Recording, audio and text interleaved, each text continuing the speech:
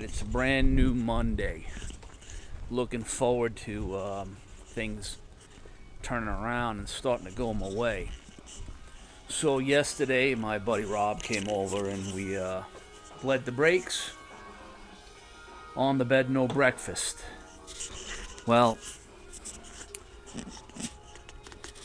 we went to lunch in the Rattler, came back, he went home, and I took the bed no breakfast for a test drive. And as the things are transpiring, the brake pedal, when sitting at the red light, would fade slowly to the floor, meaning that new master cylinder from O'Reilly's was junk. Fortunately, I kept the original master cylinder that I changed originally 30,000 miles ago, and I was able to take the grommets from here, put them on the master cylinder that I took out, put the reservoir on there, put it back in, and that solved the leak from the bottom of the reservoir. And the brake pedal is solid once again. So now on to Monday's dilemma. So Monday's list read, return that steering box to the FedEx and have them ship it back. So I had purchased the shipping label from Rock Auto, and of course they don't send that to your email in an attachment, right? They send it to you in the text of the email. So now, in order to get that printed, you have to send that to the FedEx email account. Well, when I forwarded that to the FedEx email account, of course, I got a, oh, sorry, something went wrong. Like that never happens, right? Something went wrong. Oops. Anyway, so it took me a good 20 minutes to figure out how to copy, paste, and attach and get that sent to them so they can print the label for me and then box it up and give it back to them so they can ship it.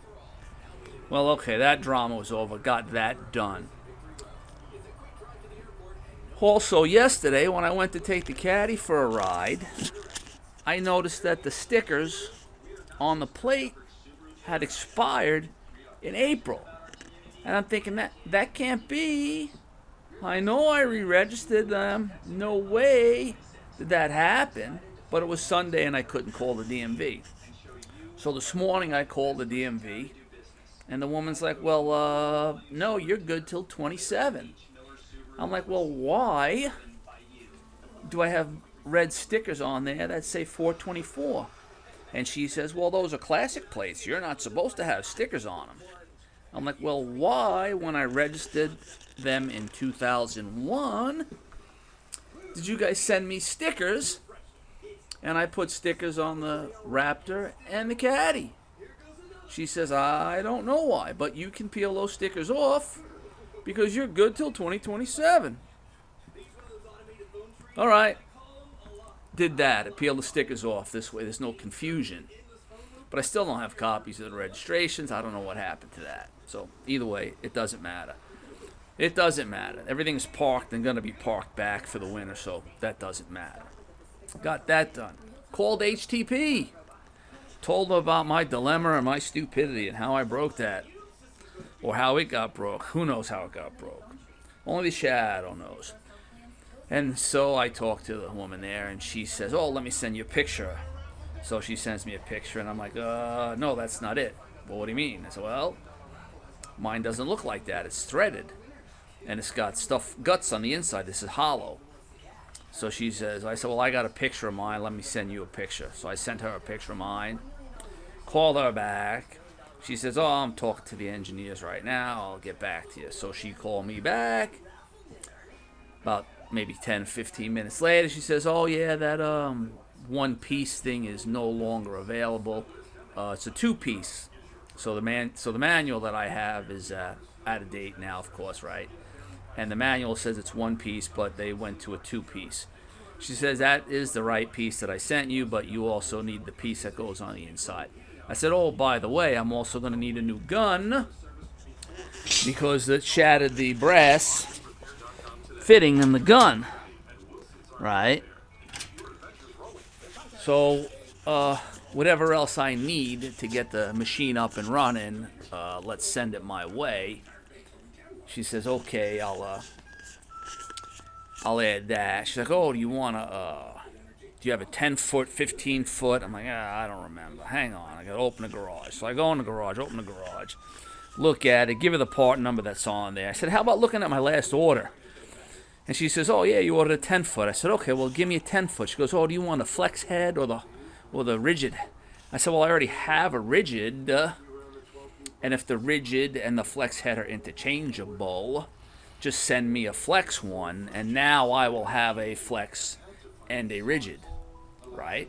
Okay, problem solved. How much? Here's my American Express. Oh, we don't do American Express. Okay. So I said, well, how much is the overnight shipping? Because I don't want to wait. I got to get this done, right? So she's like, well, hang on a minute. Let me ask the people in shipping. So she goes, and the people are shipping. $110 for overnight shipping. It's a good thing I'm a billionaire philanthropist, right? So I sprung for the $110 to get it the next day. So tomorrow morning, I'm going to be standing out at that mailbox waiting for that FedEx guy or UPS guy or whoever's coming for $110. So I think in total it's like $375 for the flanges and the flex head and the cable and all that good stuff. So here's what it is. I had to give him a Visa. Took the Visa. Boom. Bam. Tomorrow morning by noon there should be a welder in this garage running, right? So I got that out of the way. The next thing to do is let's do the plates. Let's do the plates. So long time ago I cut those plates. Last night I cut the pins. So let's see, put this in the rack here.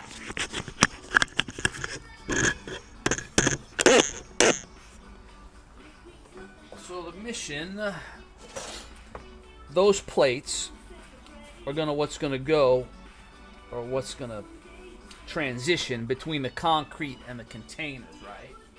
As a mount.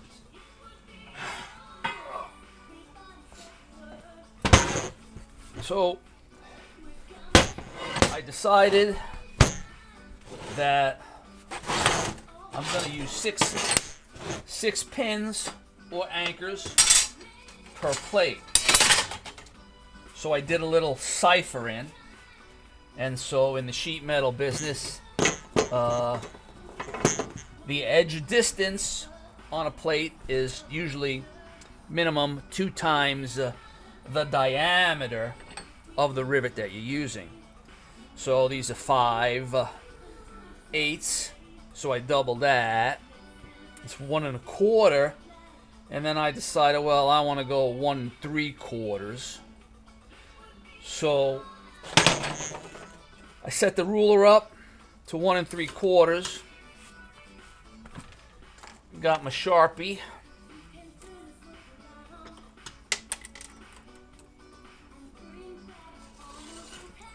Alright, you gotta put the felt on the plate, dumbass. Woo! Boom.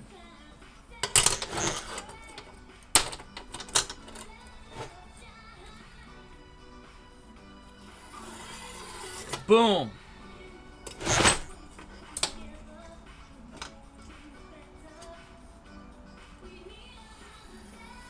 Bing.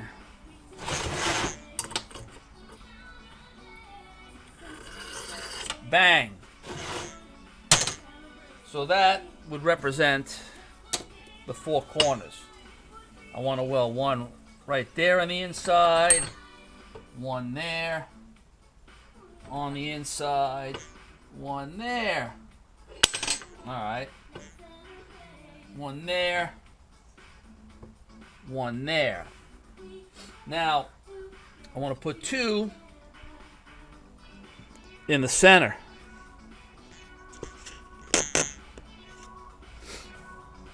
So,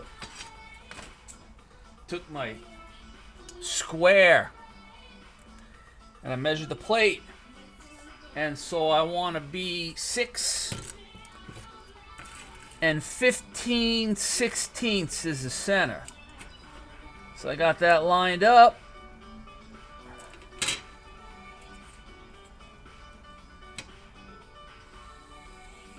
Bam. Center of the plate.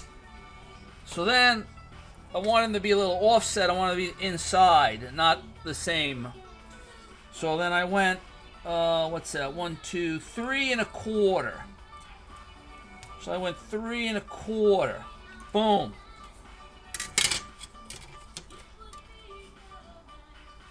Three and a quarter.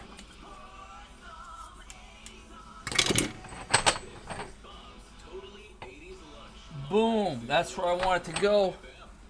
Boom. Bang. That's where I want it to go. So I'm thinking that embedded in the concrete should be sufficient enough to keep a circus elephant and a fat lady on a tug-of-war rope against the foundation. And I don't think they'll be able to pull it out. But that's the plan. That's the mission. So I think that is going to work superiorly. So I did the other plates. Boom, boom, boom, boom. They're all done. Boom. Now I just got to weld them. But before I start firing up in the welder, because I got to fire up the G8000 to weld that, since that's broken, and this is only really good up to 1/4 inch anyway. So basically, I'm gonna have to use a G8000. Then I got the pins and bushings for the bucket for the excavator. So I cleaned up the H-bar here, and I noticed that I don't know. I think they put these seals in backwards. I don't know why you would put the seal in that way. If you're going to grease here, right? The grease is going to come in here and then push out.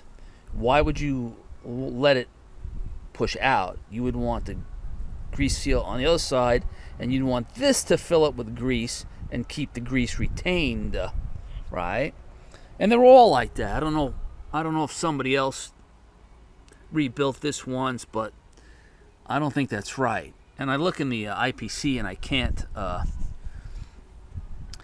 see a difference. The drawing doesn't actually show it, but I'm gonna keep an eye on that and make sure that's right. And then I noticed that this got damaged. I'm gonna have to grind that out and make it smooth and look sexy. And then this pin, you can see, I don't know if you can see that the elongation on this pin is worn to this side of the wall and that side of the wall, right? So my plan is I'm going to go up to the welding place. I'm going to get some liquid nitrogen. I have, oh, here it is. I have this rubber pad, right, which I purchased this stuff to rebuild the fuel pump for the caddy, because it has a rubber bellows in it, and that rubber bellows dries out for whatever reason, and so there's the bellows underneath here, right? And so, no, where is the old one? I must have threw the old one out. Anyway, the bellows cracks, so I figured, oh, that's an easy fix. Just unscrew that because it's a rebuildable pump, and then just put a new piece of rubber in there. But that rubber's worthless. I got 1 year out of it, and it just split and disintegrated. So it's a neoprene rubber. I don't know. I thought neoprene was supposed to be good for fuel, but apparently not. So I'm gonna cut a piece out, and I'm gonna lay it over this hole here, or put it on the ground, put it on the horse, and I'm gonna fill this up with liquid nitrogen, and that should shrink that bearing, and I should be able to push the bearing out with ease. That's my thoughts. That's my plan. Will it work? Yeah, probably not. The way things have been going for me for the last week, it's probably not going to work. I might have to start a fire in the gem fire and lay that H-beam on top of that stove for a couple hours at 400 degrees. Let it heat up, and then pour the liquid nitrogen in there to freeze the bushing and pull the bushing out. I don't know. We'll see. But now that I got those drawn out and I showed you how I did that, I think I'm going to go pee, and then I'm going to go up to the welding store and get the liquid nitrogen. So, see you in a few. Later.